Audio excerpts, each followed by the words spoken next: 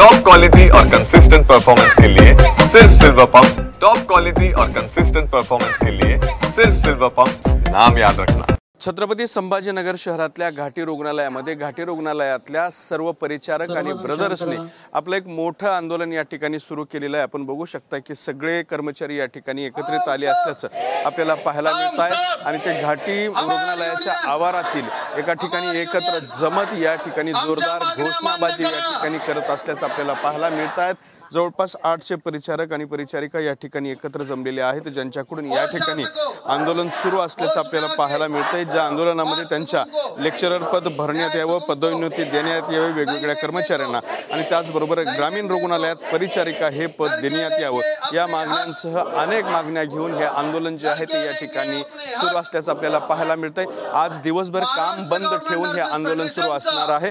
संपूर्ण राज्यभर नर्सेसच्या वतीने हे काम बंद आंदोलन केलं जात आहे। याचा रुग्णसेवेवरती मोठा परिणाम जो आहे तो होणार आहे।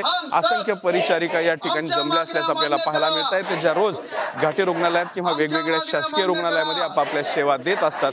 मात्र आज या ठिकाणी या सगळ्या परिचारिका एकत्रित जमून घोषणाबाजी करतायत, आंदोलन करतायत। याचा रुग्णसेवेवरती मोठा परिणाम होणार आहे। या समितीच्या संघटनेच्या अध्यक्षा इंदुमती जोंधळे आपल्या बरोबर आहेत, इंदुमती थोरात आपल्या बरोबर आहेत। ताई, काय सांगाल? किती बरोबर आजचा हा एक दिवसाचा संप शासनाच्या आणि प्रशासनाच्या परिचारिकांच्या बाबतीत जो निष्काळजीपणा आणि दुर्लक्षितपणा चाललेला आहे त्याच्या विरोधात आम्ही केलेला आहे। शासनाचं आमच्या मागण्यांकडे लक्ष वेधण्यासाठी हा आम्ही केलेला आहे।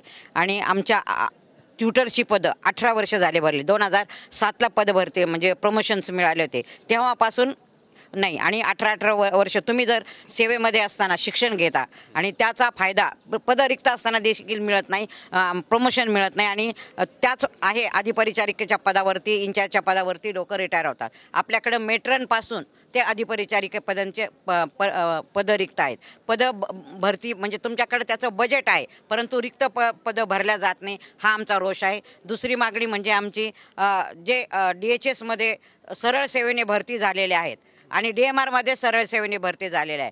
DMRमध्ये 2 वर्षानंतर परीक्षा घेतली जाणार नाही, परंतु आरोग्य विभाग म्हणजे DHSकडं 2 वर्ष झाल्यानंतर पण त्यांची पुन्हा परीक्षा घेणार आहोत। या परीक्षेला आमचा विरोध आहे। आम्ही परीक्षा देऊनच शासकीय सेवेत आलो। या आणि अशा तुगलकी या जे काही नियम काढले जातात, फतवे काढले जातात, त्याला परिचारिकांचा विरोध आहे। फायनान्सचे आमचे काही प्रश्न आहेत, चर्चेमधून प्रश्न सुटतात, परंतु आम्ही 15 दिवस झाले आम्हाला वाटलं तुम्हाला की आपल्याला पत्र देतील की तुम्ही संप करू नका आणि चर्चेला या, परंतु आमच्या पत्राची कोणी नोंद घेतली की नाही हे मला परवा तिथं गेल्यानंतर कळालं। कारण एकदम असे इतका निष्काळजीपणा मी माझ्या 40 वर्षाच्या आयुष्यात पहिल्यांदा बघितला की प्रशासन आणि शासन दरबारी आमच्या संपाची कुठेही नोंद घेतलेली गेली नव्हती। आणि म्हणून सगळ्या परिचारिकामध्ये एकदम चीड निर्माण झाली की आपल्याकडं आपण रात्रंदिवस रुग्णसेवा करतो। कोविडसारख्या महामारीमध्ये आम्ही आमचा स्वतःचा जीव धोक्यात घालून रुग्णांची सेवा केलेली आहे आणि आज पण असे अनेक आजार आहेत की ज्यामध्ये आम्ही आमचा स्वतःचा जीव धोक्यात घालून सेवा करतो। खरं तर शासनाने म्हणजे प्रथम आम्हाला प्राधान्य द्यायला पाहिजे, आमचा प्रश्न समजून घ्यायला पाहिजेत। आम्ही म्हणत नाही की आम्ही 100 प्रश्न घेऊन गेले 100च सुटले पाहिजे, परंतु आमच्याकडं प्रशासन आणि शासन पूर्णतः दुर्लक्ष करत आहे। म्हणून आम्हाला हे शेवटचा 18 वर्षामध्ये आज आम्ही हे मागण्या घेऊन मग उतरत आहोत। आंदोलन अनेक म्हणजे निवेदनं दिलेलं आहे, निवेदनावरती चर्चा होत नाही, चर्चेमधून प्रश्न सुटतात। चर्चा घडलीच पाहिजे। या जर शासनाने यानंतरही जर आमच्याबरोबर चर्चा केली नाही तर आम्ही बेमुदत संप करणार आहोत। तर या होत्या इंदुमती थोरात यांनी इशारा दिलेला आहे की आमच्या मागण्या मान्य झाल्या नाही तर आम्ही बेमुदत संप करू। कॅमेरामन हर्षल निकम सोबत दत्ता कानवटे, TV9 मराठी, छत्रपती संभाजीनगर।